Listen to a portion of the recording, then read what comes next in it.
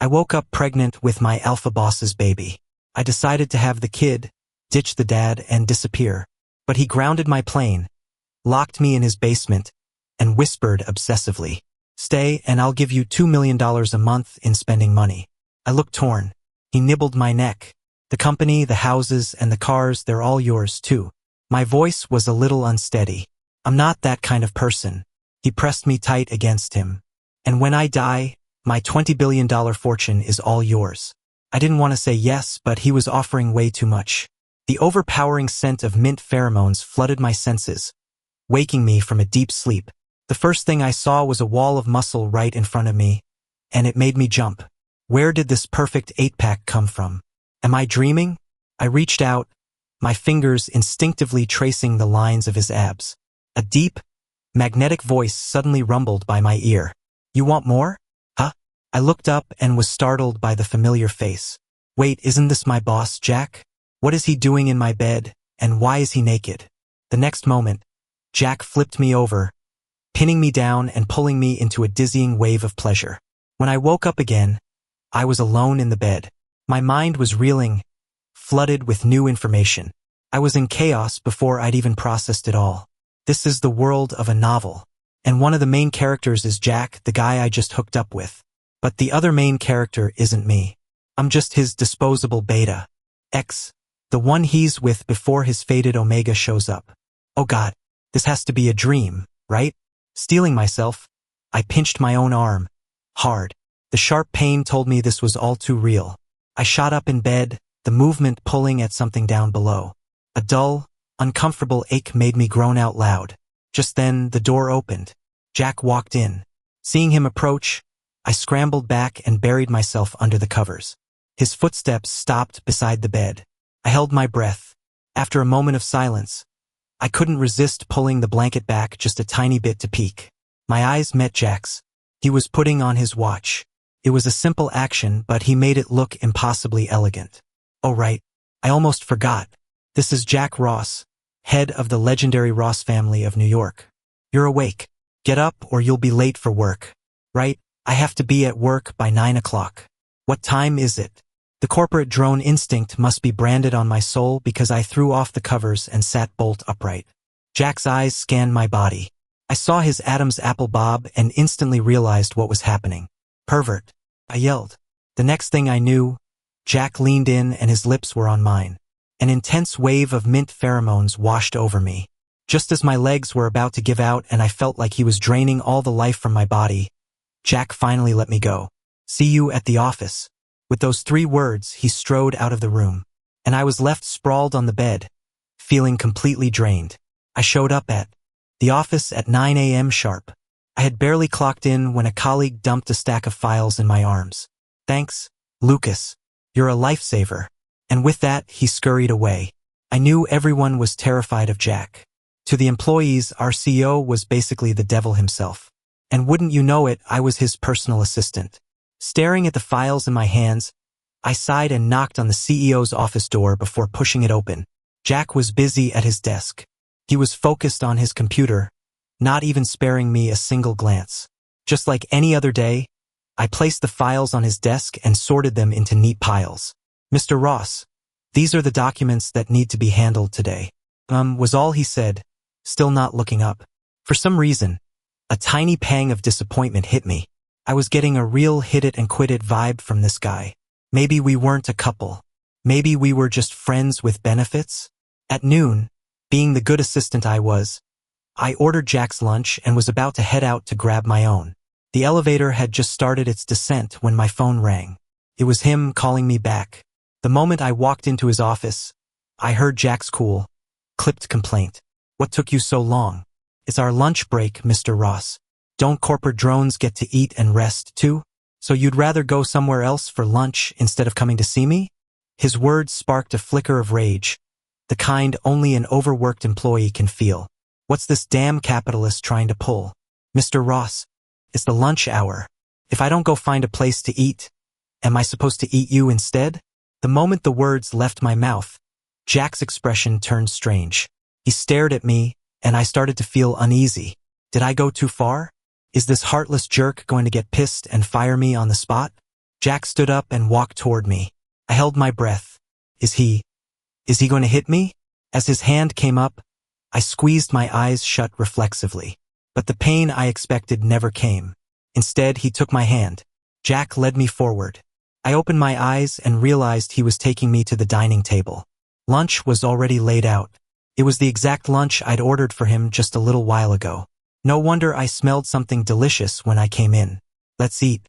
Jack placed his hands on my shoulders and gently pushed me into a seat. It wasn't until a pair of chopsticks was placed in my hand that I finally understood. Jack had called me back to have lunch with him, not to exploit me further. You're acting a little weird today. Jack's question made my heart skip a beat. Did he figure something out? Usually, you run in here to eat with me the second the lunch break starts. What's wrong today? His words triggered a flood of images in my mind. Scenes of me and Jack, eating lunch together, day after day. So, I used to eat with him every day? No wonder I ordered a meal for two today. Oh, I guess I've just been swamped and got confused. How many times have I told you? If you're too busy, delegate. Stop being a pushover and doing everyone else's work. Jack looked annoyed again. Seeing that look on his face made me a little nervous. I quickly shoveled 2 mouthfuls of rice into my mouth and mumbled, I'm hungry, hoping to change the subject. Luckily, that seemed to work. Jack's expression softened. One of the dishes was a braised eggplant that looked absolutely delicious. I picked up a piece with my chopsticks and was about to pop it in my mouth when another pair of chopsticks intercepted it and snatched it away. I stared at Jack, dumbfounded. What was that about? You won't let me eat? I thought you hated eggplant. His comment suddenly jogged my memory. Oh yeah, I don't hate eggplant. I always found the taste weird and hard to swallow. But what just happened? I actually thought that braised eggplant looked appetizing. What surprised me even more was that Jack knew what I disliked. Aren't we just fuck buddies? Eat more fish. Jack placed a piece of fish in my bowl. Steamed sea bass is my favorite. But now, the smell of the fish was making my stomach turn. Did transmigrating into this book change my taste buds? 2. My aversion to the sea bass must have been obvious, because Jack asked, is something wrong with the fish? I don't really like fish anymore. A rare hint of surprise crossed Jack's normally stoic face. The next second, his hand was on my forehead. Are you feeling sick? It wasn't impossible. Nausea could just be from indigestion. Maybe this body ate too much rich food before I showed up? After a long, exhausting day, I was completely wiped out by the time I got home. I was just about to order some delivery when the doorbell rang. I dragged my weary body to the door. Standing outside was a distinguished-looking older man in a suit. He had a gentle, refined air about him. Isn't that Jack's house manager? Is this, good evening, Mr. Miller. Mr. Ross asked me to bring the chefs over to prepare your dinner. After he spoke, I noticed 4 men in chef's whites standing behind him. I can just grab something simple. Mr. Ross said you didn't have much of an appetite at lunch, so he wanted the chefs to make you something you'd enjoy. He's being too kind. Is Jack really this attentive to a hookup? The manager smiled warmly. Mr. Ross has always treated you very well. I returned a faint smile but didn't reply. The chefs then came over and asked what I'd like to eat. So I didn't hold back and ordered a few dishes. Except none of them were things I'd normally like. Looks like coming to this world really did change my tastes. The Ross family chefs were incredible. There was no denying it. I ate every last bite of the 4 dishes and soup they made. The only problem was I was stuffed. When Jack came home after 9 p.m., my stomach still felt stretched to its limit. I was sprawled on the sofa, with no energy to even get up and greet him. The moment Jack walked in and saw me lying there, he strode over. He looked at me with a serious expression. Are you not feeling well? Huh? No, I'm just, a little too full. Admitting you ate yourself into a food coma is pretty embarrassing. Jack's expression darkened. If you like the food, I'll have the chefs come every day. But you have to eat in moderation. No more overeating. His tone was stern, but after he said it, he sat down, letting my head rest on his lap. His hand gently massaged my stomach, helping me digest. His movements were gentle, and a pleasant warmth radiated from his hand. After a few minutes of this, my heart started to feel a little warm, too. This Jack guy, he isn't so cold after all. Maybe I can take back what I thought this morning about him being a heartless jerk. After massaging my stomach for half an hour, Jack said he had other methods to help me digest. Before I could even ask what he meant, he leaned down and kissed me. The intense mint of his pheromones swept over me, and I was quickly lost in the kiss. But just as his hands were about to move to the next step, a sudden wave of discomfort rolled through my stomach.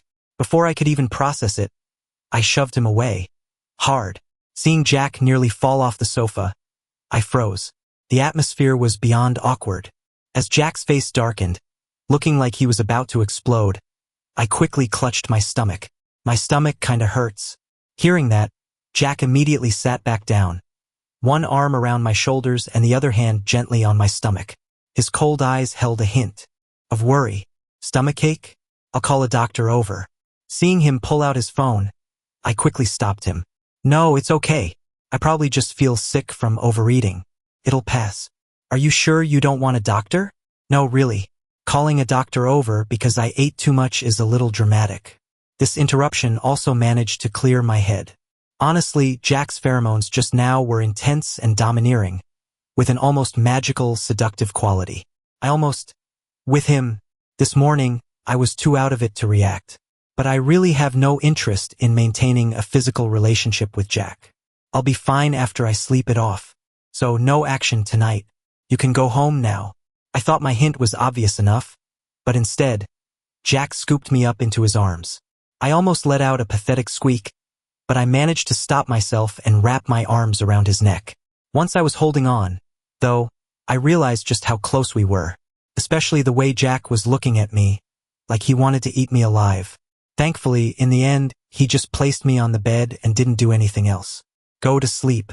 I'll join you after I shower. Join me? I wanted to say that wouldn't be necessary, but looking into Jack's serious eyes, I couldn't get the words out. Long after he'd left the room, I was still wondering. Maybe this relationship between me and Jack isn't what I thought it was. That night, Jack and I slept under the same blanket, and that's all we did. During the day at the office, Jack was still an iceberg, but after work, he showed up again. We ate dinner together, then went for a walk to help with digestion. When it came time for our nightlife, I found another excuse to refuse any harmonious bedroom activities. I thought Jack would be angry, but he didn't say a word. He just held me and went to sleep, and so, our second night of just sleeping passed. But that wasn't what really shook me. What shook me was that, for every night that followed, I came up with all sorts of excuses to avoid sleeping with Jack. And I don't know if he saw through my little tricks or what. If I said no, he wouldn't push it. He would just hold me tight in his arms at night, and every morning I'd wake up in his warm, sturdy embrace. Slowly, I went from feeling awkward to getting used to it. I couldn't help but start to seriously reconsider my relationship with Jack. Maybe the way he felt about me wasn't what I'd assumed. He wasn't just treating me like a temporary fling. Over the past few days, some of his actions could almost be described as gentle and thoughtful. It would be a lie to say my heart wasn't moved at all. But the little ripple in my heart instantly went flat the next day when I saw a certain someone at the company. Lucas. So what should I be working on? I looked at the person in front of me, who had the innocent face of a college student, and my mind flashed with everything the novel said about him. That's right. The person standing before me is Jack's fated omega, Alex. He's the other protagonist of this story. He's a main character, and I'm just a disposable ex. It's laughable that I almost let myself get swayed. Lucas? Alex tilted his head, looking at me quizzically. I snapped back to reality and handed him a few files from my desk. This is all company background info and a rundown of assistant duties. Get familiar with it. The company had hired Alex to be my assistant. But I knew that after Alex showed up, the plot between him and Jack would start to unfold.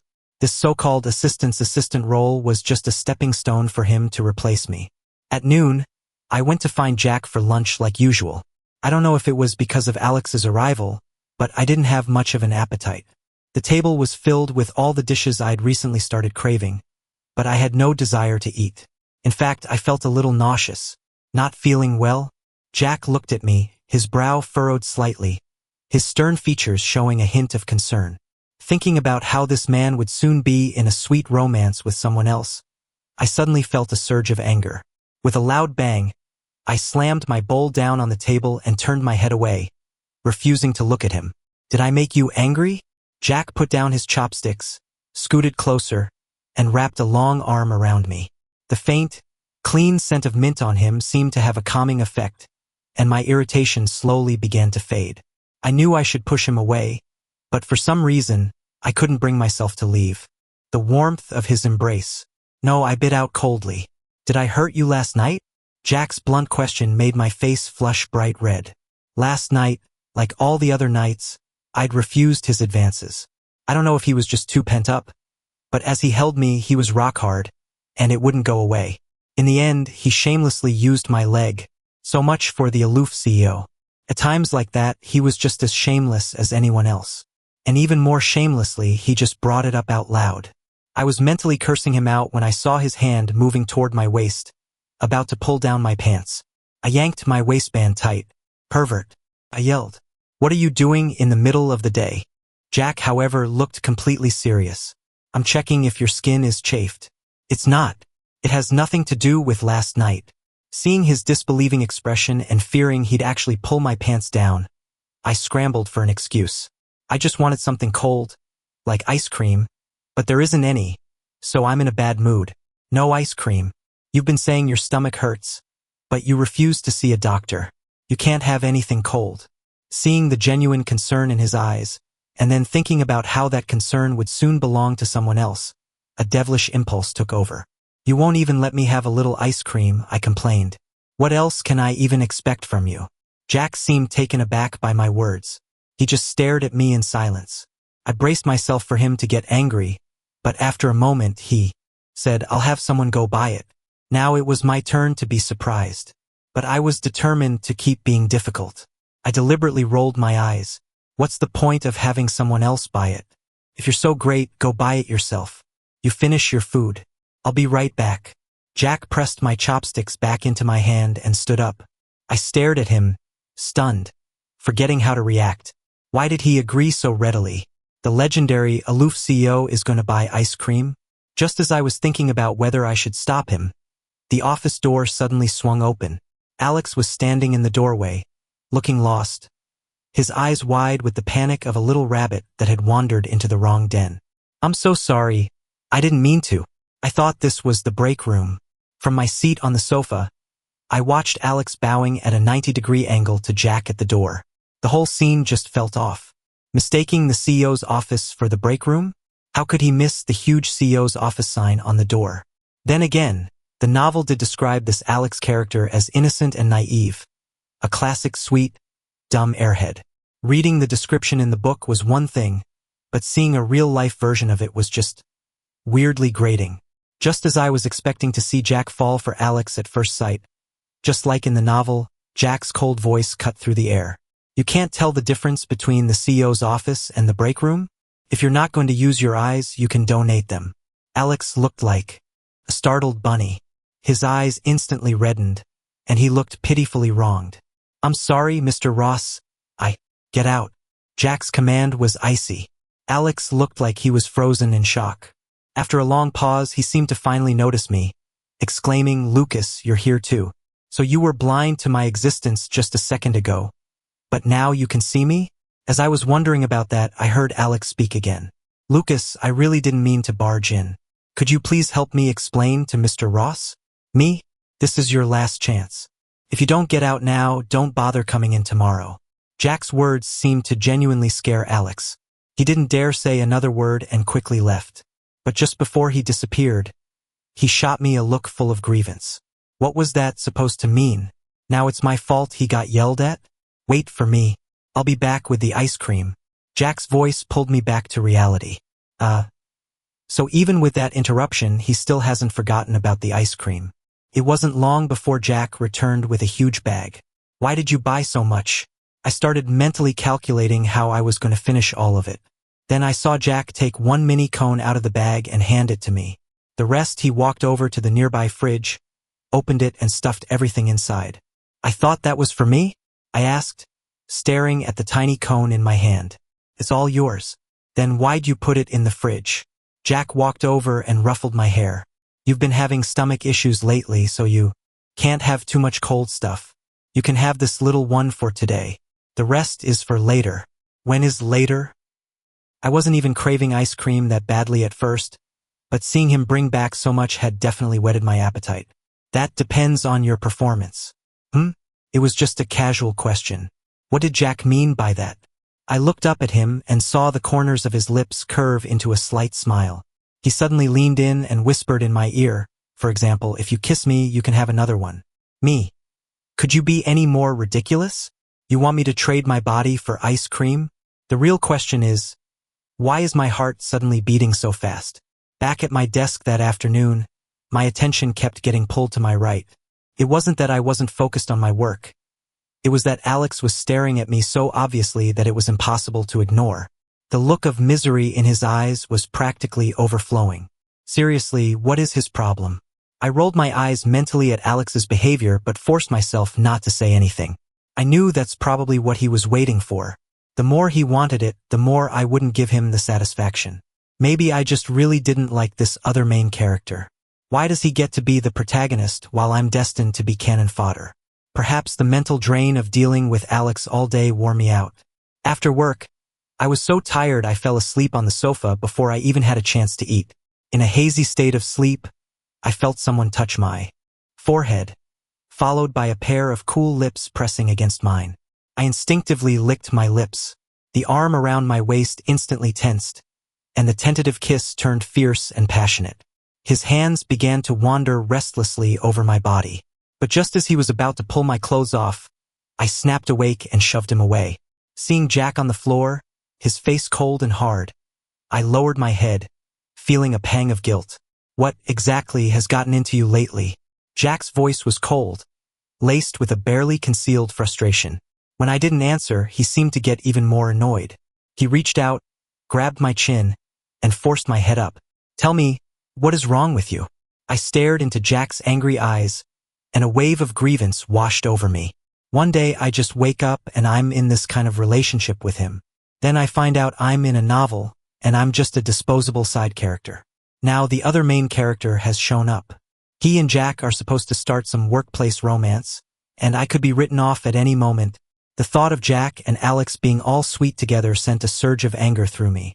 I slapped his hand away from my chin. Nothing's wrong with me, I yelled. I just don't want to sleep with you. If you're so desperate, go find someone else. The words were out before I could stop them, and I instantly regretted them. But I was too emotional to think straight. In your eyes, the only reason I come to see you is to get in your pants? Jack's tone suddenly became calm, but that just made him even more terrifying. I instinctively shrank back. Seeing my reaction, Jack let out a short, bitter laugh. Lucas, do you even have a heart? With that, he grabbed his jacket from the side and left my apartment. I stayed huddled on the sofa for a long time, so long that my body started to feel stiff before I finally moved. Did Jack and I just break up? Couldn't sleep that night. No matter how hard I tried not to think, my mind was filled with Jack. But I had no idea what to do about us. The sun came up. No sleep, but I still had to drag myself to work. As soon as I got to the office, a girl from the secretarial pool, Liz, pointed at my face in shock. Lucas, did you not sleep last night? You look awful. Her desk mate, Jen, leaned over. Definitely no sleep. Those dark circles are crazy. Where were you partying last night? I managed a weak smile and shook my head. If only I'd been out partying. But last night, hey Lucas, this is our department's budget approval for the month. Finance already signed off. Now we just need Mr. Ross's signature. Could you take it to him? Just like every other day, my colleagues handed me all the files that needed Jack's attention. I opened my mouth to refuse several times, but I didn't know what to say. In the end, I just took the stack of documents and walked to the CEO's office. Standing outside the door, thinking about Jack inside, my palms started to sweat. After what happened last night, I had no idea how to face him. As I stood there hesitating, the office door was suddenly pulled open. Jack's icy face appeared before me. I didn't dare look at him and quickly lowered my head, feeling so awkward I couldn't speak. For some reason, I felt incredibly guilty. What is it? After a moment of silence, Jack's cold voice came from above me. Documents. I'm delivering documents. And, huh? At that, I finally looked up. I don't know if I was imagining it, but for a split second, I thought I saw a flicker of hope in his cold eyes. I took a deep breath, about to say something, when Alex's voice suddenly came from the side. Lucas, I finally found you. I was about to ask what he wanted when I saw he had already walked up next to me and was now looking at Jack with a shy expression. Okay then.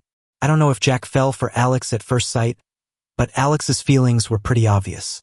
Thinking about how they were both main characters, I suddenly lost all desire to speak. Right? I'm just a side character. What am I even fighting for? No matter how much I struggle, I'm still just a footnote in their story. I thrust the files into Alex's hands and said flatly, I have other things to do. If Mr. Ross has any instructions today, give them to Alex. Back at my desk, I pretended to be focused on work, but my eyes kept drifting to Alex's empty seat. Half an hour, 2 hours. By the time the lunch break started, Alex still hadn't come back. That little flicker of hope I had was almost completely extinguished. Of course, with the side character out of the way, the two leads can finally start their story. Last time, because I was there, Jack didn't get his love at first sight moment. This time, he probably did.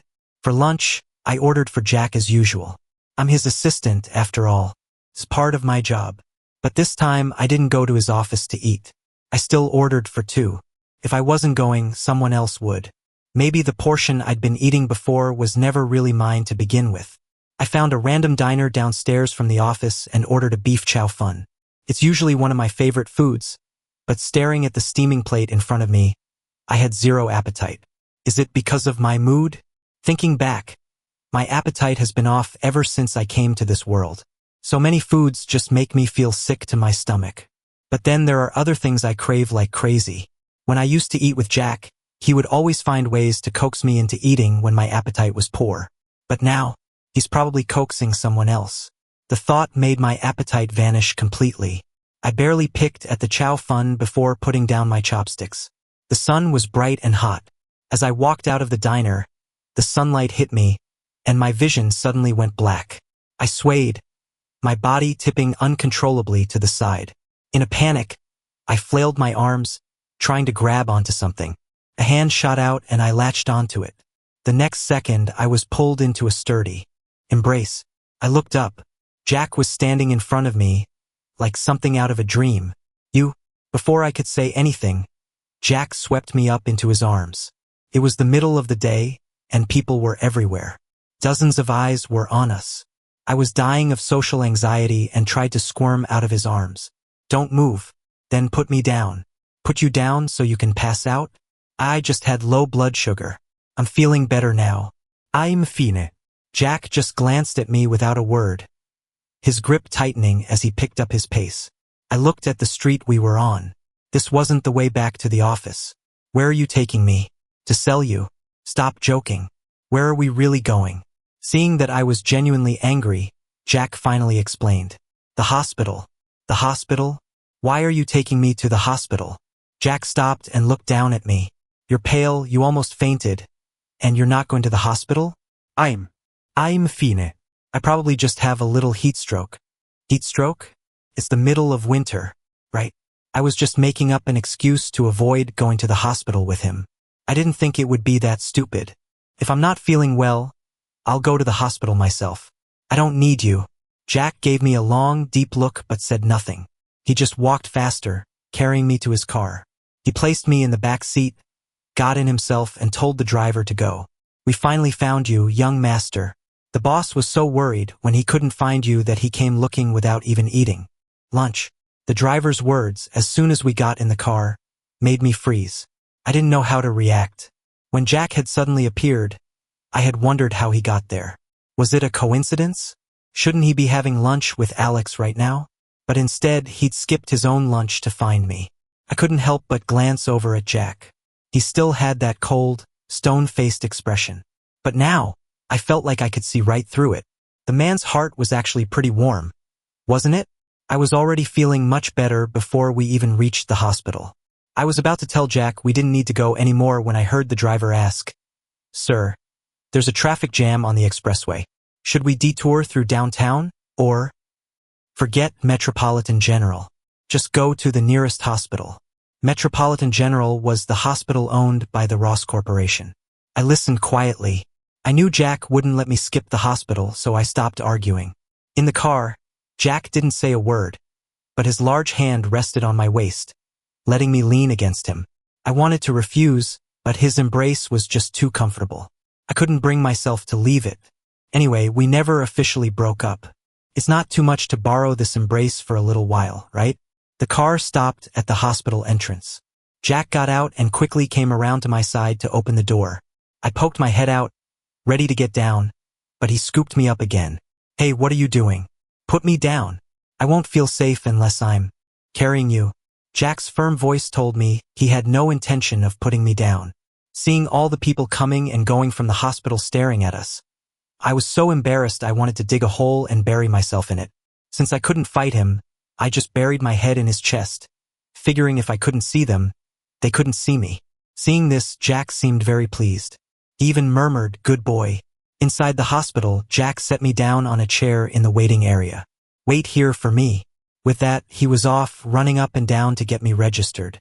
As the head of the Ross family, if he ever needed medical care, he'd go to his own hospital and be treated like royalty. He'd probably never had to register himself in his life. Seeing him like this, with a bit of an everyday mortal quality, made him feel not so far away. Let's go. Jack returned with the paperwork. That was fast. Yeah, I had them rush it, he said, about to bend down and pick me up again. Not wanting to be the center of attention anymore, I quickly stood up myself. I can walk on my own. Jack frowned slightly, clearly disapproving.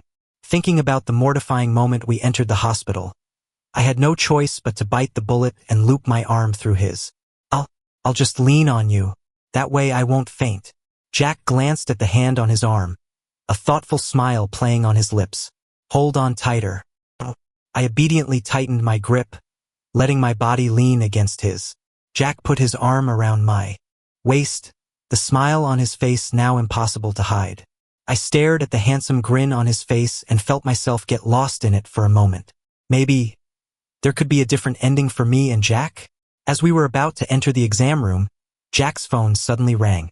He pulled it out, glanced at the screen, and hung up, but the phone immediately started ringing again. Seeing that he was about to hang up again, I quickly stopped him. What if it's something important? Jack looked at me, then finally answered the call. You go in and sit down first. I'll be right back. Okay. Even though I was perfectly capable of seeing a doctor by myself, for some reason, I really wanted Jack to be there with me. I stood at the door of the exam room, staring down the hall, waiting for him. But 10 minutes passed and he didn't come back. The doctor inside the room was getting impatient. I've written you a few orders. Go downstairs and get some routine tests done. There were a lot of people waiting, and Jack had already pulled strings to get me in. I didn't want to hold anyone else up, so I just nodded, took the slips, and left. After leaving the room, I pulled out my phone to call Jack. The line was still busy. Looks like he's still on the phone. No wonder he didn't come back. Though I was a little disappointed, I took the lab orders and went to get the tests done myself. The results came back quickly in less than half an hour, and I was back in the exam room. It usually takes much longer. Jack must have arranged it beforehand. Your partner? The doctor looked at my test results, his expression serious. My heart dropped. A bad feeling washed over me. What is it, doctor? Am I seriously ill? Don't be nervous. It's nothing major, but you'll need one more test.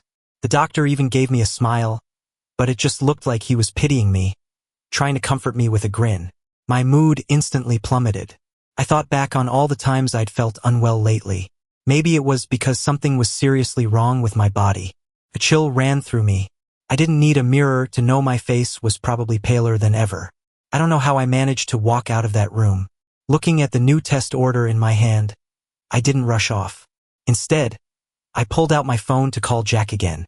It was only at this moment that I realized, when I felt helpless and terrified, he was the only person I could think of. Hello. Before I could even feel happy that the call went through, I was startled by the familiar yet unfamiliar voice on the other end. I double-checked my phone screen to make sure I hadn't dialed the wrong number. The number was right, But who was answering? You. Before I could ask, the person on the other end spoke. Is this Lucas? You're Alex? Yeah.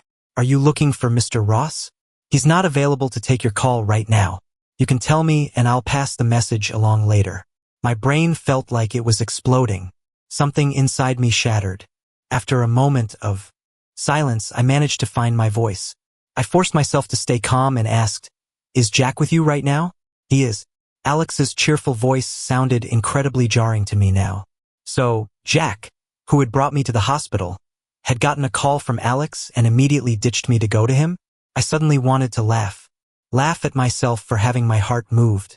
I'm just a disposable side character. How dare I dream of anything more? I silently hung up the phone and walked numbly to get the next test done. I can do this by myself. But when the doctor told me the results, I felt like I was about to fall apart. I couldn't do this. Are you sure, doctor? Sir, as doctors, we would never joke about a patient's condition. But how is that possible? How could I be pregnant? That's right. The doctor had just told me I was pregnant. You'd think it was April Fool's Day. But thinking back on all the weird things that had been happening with my body lately, it all suddenly made perfect sense. While it's rare for betas to conceive, it's not impossible. Plus, your partner is a very powerful alpha, which increases the chances. In any case, being pregnant is a good thing. Congratulations. The doctor's congratulations sounded like pure mockery to me right now. Doctor, if I wanted to terminate it, what would I need to do? The doctor stared at me in shock. Betas have a hard time conceiving. Once pregnant, you must carry to term. A forced abortion would not only kill the fetus, but it would kill you too. Is there no other way? It's not that I don't like kids. But thinking about my role as a disposable character, and the baby's other father, it just feels like it would be better for this child not to be born. Sir, I need to know why you're so insistent on an abortion. And shouldn't you be discussing this with your partner? From what I saw, he cares about you a lot. I doubt he'd agree to this. Hearing him mention Jack, my face immediately darkened. He's dead, I said coldly. What? But he was fine just a minute ago. Yeah, he just died. Leaving the exam room, I thought about it and decided to give Jack one last chance. After all, this was about our child. I had to think it through. And maybe the phone call was just a misunderstanding? I've interacted with Alex a few times. I know he's not really the sweet, innocent type, so with that thought, I pulled out my phone to call Jack. But just then, I saw a group of people walk in through the hospital's main entrance. One of them was Jack, and the person right next to him was Alex. Alex walked beside Jack, their arms brushing against each other. He kept turning his head to look at Jack, his face a mix of shy and sweet expressions. Jack had his usual cold look on his face, but I bet he was feeling pretty sweet on the inside. In that moment, the last shred of hope in my heart vanished. My heart died completely. After leaving the hospital, I immediately hailed a cab and went home. I sat on the sofa in a daze while Jack's call came in. Without thinking, I hung up. The phone kept ringing. After the 13th call, it finally stopped. I seized the moment, opened a travel website, and booked a flight out of the city. I knew Jack would probably come looking for me, but I didn't want to be entangled with him anymore. If I'm destined to be a side character, then let this side character disappear far, far away. After booking the flight, I didn't pack a single thing. I just grabbed my ID and left. 2 hours later, I successfully boarded the plane. But I never imagined that just as the plane was taking off, it would be forced to a halt. Inside the cabin, everyone was buzzing, wondering what was going on. I looked around frantically, and then I saw him. Jack appeared at the cabin entrance, slowly walking toward me. Oh my God, am I dreaming? Where do you think you're going? Jack stood in front of me, his voice icy, his handsome face twisted with some dark emotion. I was a little scared by this version of him and was speechless for a moment. It seemed Jack had no intention of hearing what I had to say. He strode forward, picked me up, and under the stares of everyone in the cabin, carried me off the plane. Jack, you, shut up. Those 2 words from Jack cut off whatever I was about to say. I'm the one who's right here, so why do I feel so pathetic right now? Off the plane, I saw the private jet parked on the tarmac and the rows of bodyguards in black suits. I felt even more pathetic. So, Jack was the one who grounded the plane, and it seems he did it. Because of me? Afterward, Jack took me from the airport back to his place. He didn't give me a single chance to speak the entire way. Once we got there, he dragged me straight to the basement. This basement was probably where the Ross family stored their valuables. But I'm a person, not a thing. Jack, what the hell is wrong with you? I demanded, seeing him about to leave after dumping me in the basement. What's wrong with me? Shouldn't I be asking you that? Asking me? Who should be asking who? Have you no conscience? Conscience? Lucas, you have the nerve to talk about conscience? My words must have provoked him. He spun around and advanced on me, pinning me against the wall. Where have I ever been wrong to you? That you'd carry my child and still insist on leaving? His sharp gaze seemed tinged with hurt.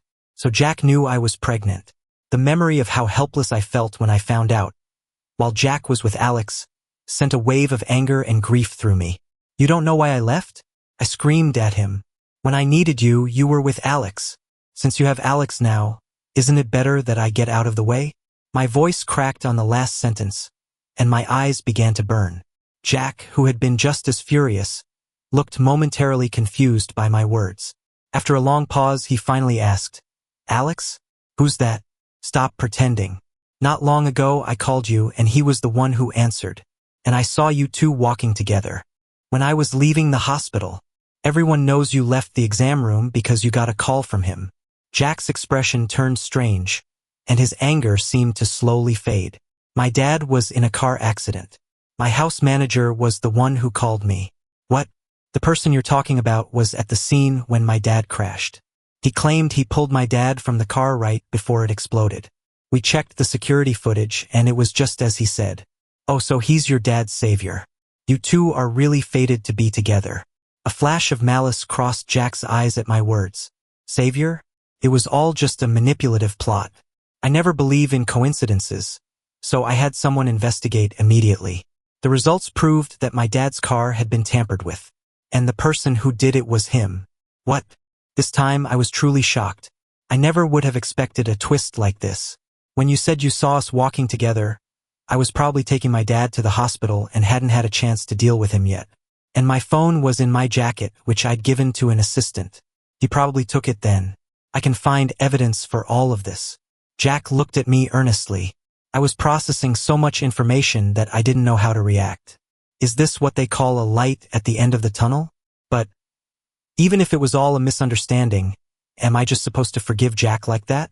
Wouldn't that make me look too easy? I kept my face stern. Jack pulled me into a hug.